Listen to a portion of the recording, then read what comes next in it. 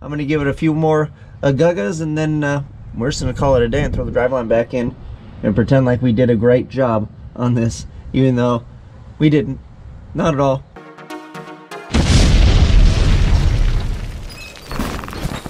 Seven, 6, 5, 4, 3, 2, 1. You crazy mother. What is up, everybody? We are back once again. It is a new day. We are back at it on the Maliboom. So, I had my fair share of problems with the car yesterday, but I really wanted to sort out. I thought I had a boost leak, and I had several, and they were small, but ultimately, if you have several small ones, it's like having a larger one. So, I feel really good about fixing all of those. We put a 5-pound spring in, a 5.8-pound spring, to be clear, in, and the car made just under, is right at 5 pounds max boost. So that means I only have like 1 pound boost loss, which is kind of what I should have with the setup that I've got. So that was good. The problem was, I had the boost controller turned up. We should have been making double that, and that was my telltale sign. If we're making boost, we're gonna make 10 on a 5-pound spring. If we're not making boost, we're gonna make less than 5 on a 5-pound spring. So, or 6-pound spring, I should say. So, got all of the boost leaks off of the table, so now it's onto the wiring. So I wired it in 3-port solenoid, and that thing still wasn't working, except it was registering in the computer saying it was like 100 and then like 0. There was no curve to it. It was just like on or off. So I found that strange. So started looking through the software again and everything. Lo and behold, I figured out that it's a negative pulse width module signal that goes to the boost solenoid. I thought it was a positive signal, so I have to wire my solenoid to a 12-volt keyed power source, and then the computer pulses the negative signal to do the pulse width and get your boost curve, and then the party can start. So we're going to rewire that today, but in making the one little test that I made, I found a few issues. Namely, my fuel pressure was dropping, which tells me my filters are probably dirty. I don't have the volume there, so I'm going to go ahead and take care of that. And then my valve cover gasket on the driver's side was puking oil on my header and smoking. So I have that to fix, and on top of all of that, the thing sat for like a week or whatever, and it dumped a bunch of gear oil because of Pinion Seal. Pretty much gave up the ghost probably from beating on it in Vegas and wherever else. So I've got the Pinion Seal, I've got valve cover gaskets, and then now I know I need to rewire that. All right, so we're back here. I'm gonna check both of these, but of course, I've got, like, I don't know if you see it in there, pretty much a full tank. So, gotta try to drain this as best we can, and then we will make an E85 mess. So, let's do this first. I wanna do this, we'll do the Pinion Seal, and then we'll wire it up, because there's no reason to make boost if I can't drive the stupid car. Easy stuff first, struggle street down here next, and then all the boost. All right, so I got these bad boys out.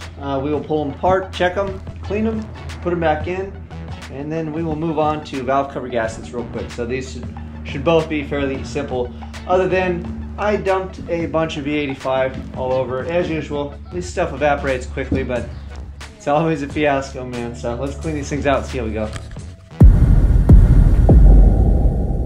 Okay, I got these both cleaned up. They were significantly dirty. I pulled the filter out of this one. It was gray. It was a dark gray. It should have been a really light stainless color. So got this one cleaned. This one, I mean, you can see through and see some gunk, and should be nice and clean now. So we'll put these back in. That'll solve the fueling problem, which I still had fuel. I wasn't running lean. It was running leaner than it should have been, but the PSI was down. It shouldn't have been down because I have more than enough pump, but this should resolve that. Let's move on to the gaskets. Then we'll jack this thing up, crawl underneath, and we'll really have some fun.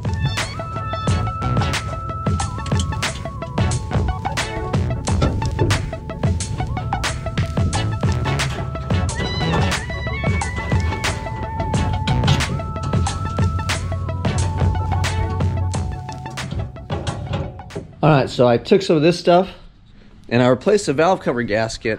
And then after inspecting it, I don't think it was a gasket. I think that it was actually under boost. There was a baffle that was underneath here. If you guys remember in a previous video, it fell off. So when I did the valve springs, I just threw the thing away. Well, there's a direct hole that comes out of here now.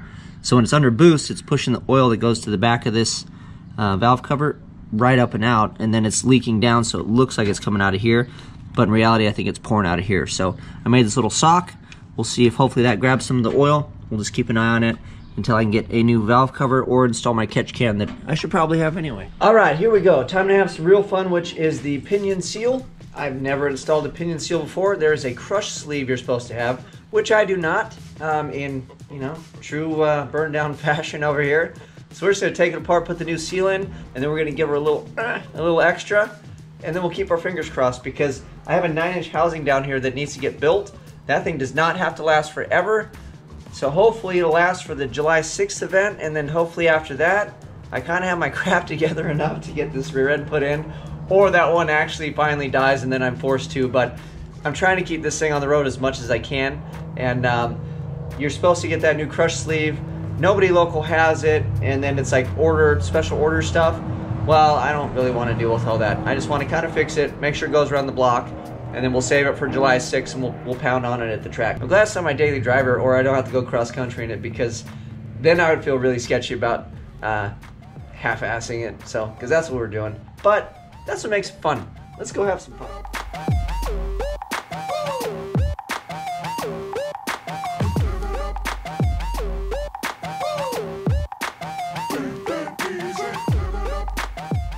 I got her jacked up, take the driveline off, pull that out, slide it to the side, and then hopefully be able to break that nut loose, because I know that that thing is probably, it's obviously the original rear end.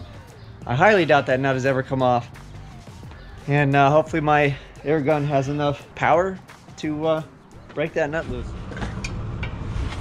Oh, fancy meeting you here. It's like we've done this before. Well, I haven't done this portion before. So it's coming out of the seal here, and then it just runs down and then drips, obviously because of wind and inertia and all that. So you take this thing off, the seal's behind it, and then we'll replace it, put it back on, and hopefully it'll stop doing that.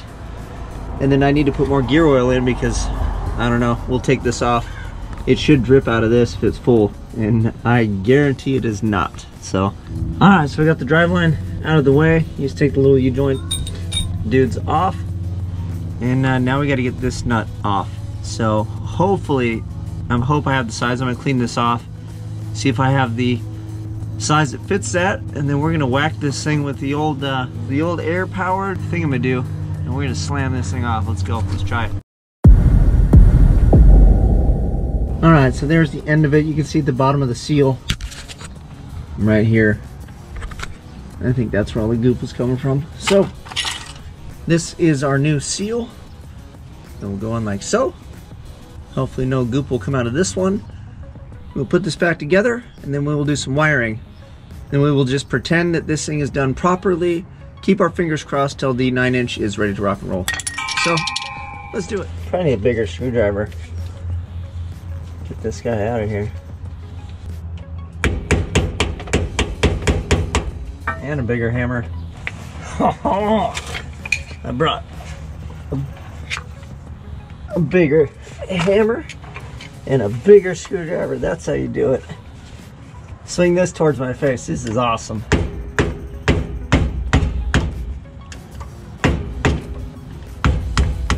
Yay! Except for that. Boo on that.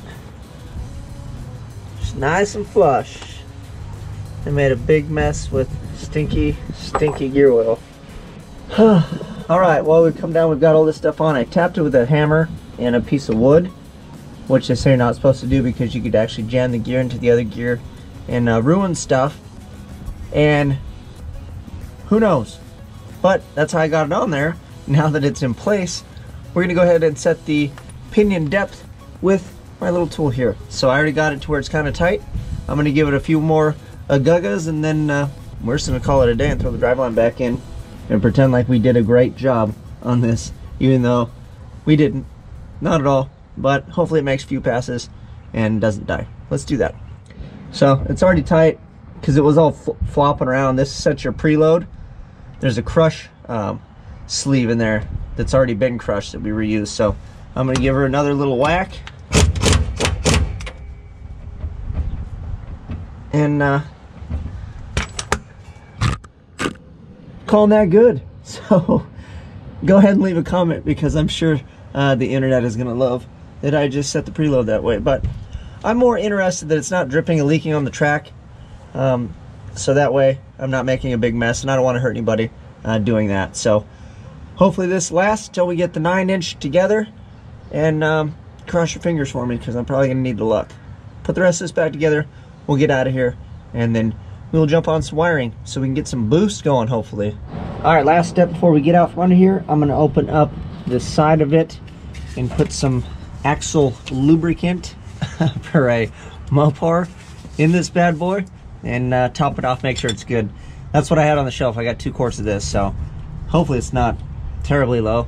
There's still stuff in it when I took the pinion seal out, so I think we're good, but we'll open it, put this in here, make sure it's full, and that's going to be the best chance we have at this thing surviving. Fingers crossed. Fill it up, we're out of here. Alright, that is it for underneath the car. Topped it off. It was less than a quart low on gear oil. I don't know how much it holds, but you just fill it up till it runs out of the plug, and it should be good. So, granted, we got a pretty good tilt going on the car, but it'll be more than good for what we're doing. Anyway, clean up, put it back down, and then you gonna help me? Huh? Are you gonna help me? Yeah. What are we gonna do? We're gonna clean up under there. I know, after we do that, are we gonna wire the boost control solenoid properly? And there? Are we gonna get some boost? Yeah. Are you gonna test drive with me? Yes. That's what I'm talking about, my man. High five. All right.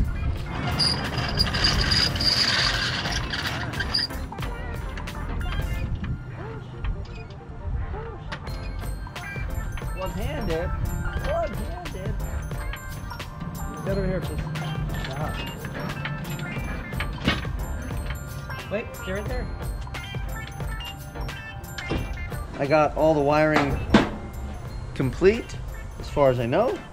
I wrote down what pins everything are on, so I know what's going where, which I probably should have done before, but things actually changed when I was at LS Fest trying to get things all sorted out last time. So now it is all sorted. I know what pins go where. I'm gonna clean up a few things. We'll plug the laptop in.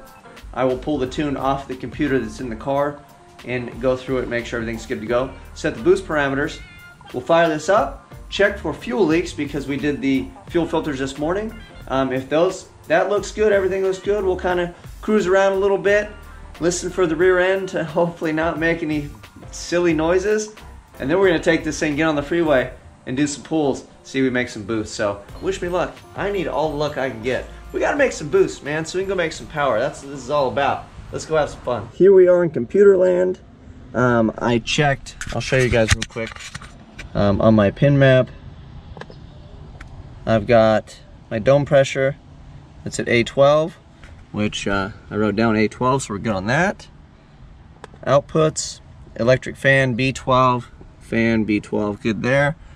And then the boost solenoid is on output 4 B3, pin B3, so I have B3 here.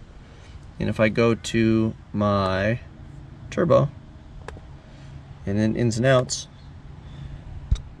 B3, bam. So we are good there. And then what we'll do is boost versus time. And then I'm just gonna throw 6 pounds on top of the spring that's in there. We're shooting for 10. So that is it. I will save it. And then, how do I send it to this? Right here. Send my little friend. So that's the only thing we changed was the boost. Good to go.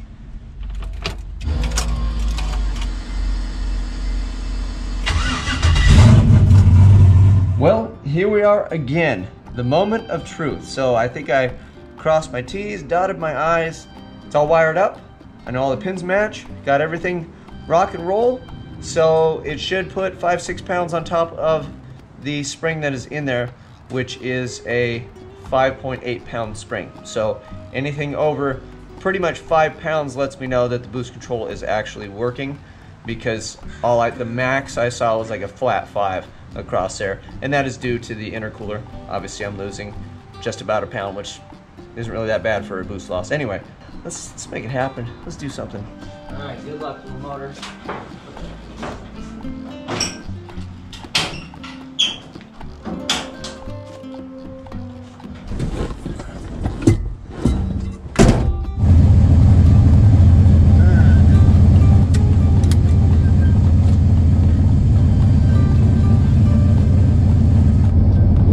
a couple blocks. I don't hear the rear end screaming at me yet, so hopefully we gave it enough agagas with the old impact gun. So one more stoplight, and then we got a freeway on-ramp entrance. Then we're gonna have the moment of truth. All right, here we go. Keep your fingers crossed. Let's hope this thing decides to show up. Don't mind if I do. Don't wait on me. Here we go, boys.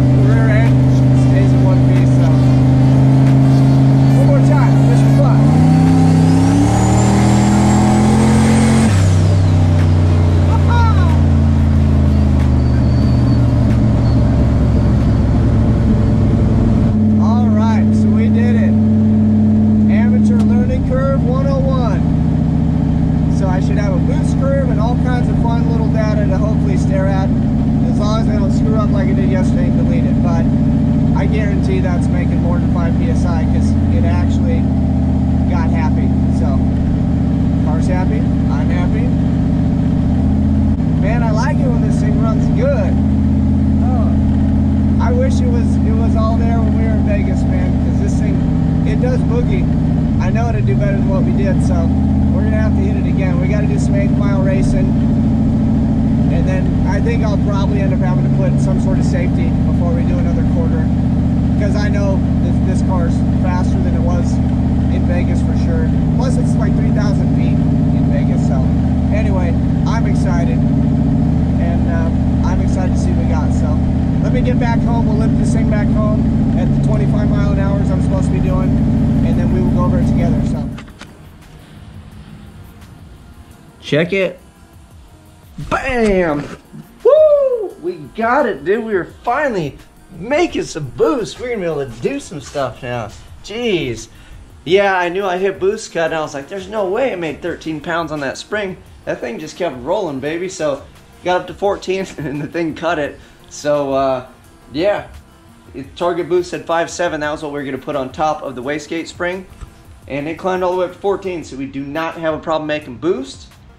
That is killer. Now we can play with it and tune everything in, and the sky's the limit at this point. Now I can take it back to KP Fab and tune. We can actually screw with it before July 6th, and I'll be making some boost, making some hits, and then now I need to figure out the 2-step and launch control and all that other stuff. But we're gonna save all that for another day because I'm just gonna relish my victory of basically figuring out what I messed up. But hey, that's besides the point. If you like this, keep it locked, subscribe, share with your friends, tell somebody, let's grow this thing. I'm out.